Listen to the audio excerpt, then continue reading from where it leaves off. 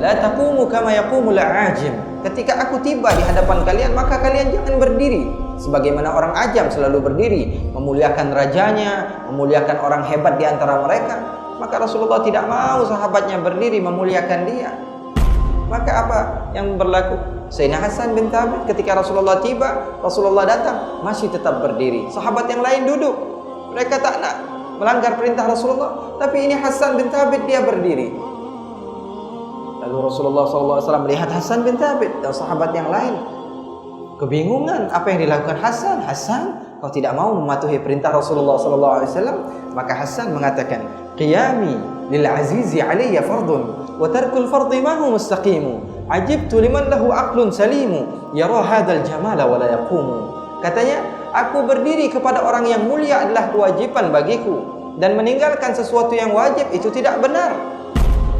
Aku bingung kepada orang yang memiliki akal yang sempurna, melihat orang seindah Nabi Muhammad akan tapi dia tidak mau berdiri. Maka seketika sahabat semua berdiri dan Rasulullah tersenyum kepada apa yang dilakukan Hasan bin Thabit.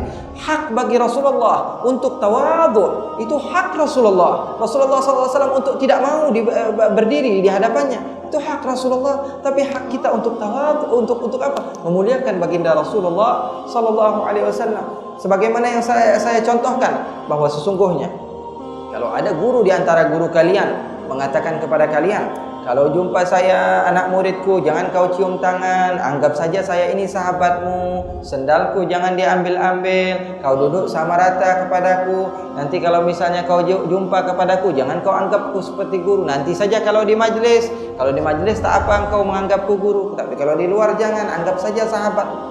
Esokan harinya dia berjumpa dengan gurunya, lalu katakan, hai bro, apakah ini benar? Apakah itu masuk akal ketika Rasulullah melarang kita, la taturruni kama atarratin nasara Isa bin Maryam? Ini hadisnya sahih, dikeluarkan Imam Bukhari, bahwa sesungguhnya jangan kau puji aku berlebihan. Dia katakan, oh hadisnya sahih, riwayatnya begini, riwayat dikeluarkan ini, jangan dipuji Rasulullah berlebihan. Kemudian apa yang kita lakukan? Apakah kita harus mengejek baginda Rasul? Apakah kita harus tidak memuliakan baginda Rasul? Kalau orang yang berpikir dengan pikiran yang jernih, maka ketika seorang guru mengatakan kepadanya, jangan kau muliakan aku, dia akan semakin memuliakan gurunya, karena tawadhu'nya seorang guru kepadanya. Begitupun baginda Rasul SAW. Rasulullah adalah pemimpin mereka yang tawadhu. Rasulullah SAW mengatakan, jangan kau puji aku, jangan kau berdiri di hadapanku. Akan tapi para sahabat tetap berdiri, para sahabat tetap memuji. Baca hadis Bukhari jangan setengah, bab ini kau baca, bab yang lain kau tak baca. Baca di kitab Bukhari juga bahwa sesungguhnya Hasan bin Thabit memuji Rasulullah dengan qasidahnya di dalam masjid Rasulullah sallallahu alaihi wa ala alihi wasallam. Dan Sayyidina Umar bin Khattab ketika itu marah. Sayyidina Umar bin Khattab telah mengatakan, apa yang kau lakukan wahai Hasan? Akan tapi dijawab oleh Hasan bin Thabit bahwa sungguhnya ini pernah dia lakukan di zaman Rasulullah sallallahu alaihi wasallam.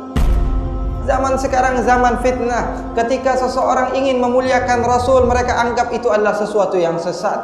Ketika seseorang ingin membaca maulid Rasul, mereka katakan ini sesuatu yang menyimpang daripada ajaran Allah. Ketika seseorang ingin membaca pujian kepada Rasul, mereka katakan ini tidak wajar, ini tidak bagus, ini tidak sejalan dengan Al-Quran dan Sunnah. Kalau seseorang di antara kita ingin mengundang Rasulullah dengan sebutan Sayyiduna, dia katakan ini sesuatu yang bid'ah, maka tidak bagus. Ketika kita ingin memuliakan seseorang yang bernisbat kepada Rasulullah daripada keturunan baginda Rasulullah yang terjaga nasabnya sampai sekarang, maka dia katakan Rasulullah putus tidak punya keturunan.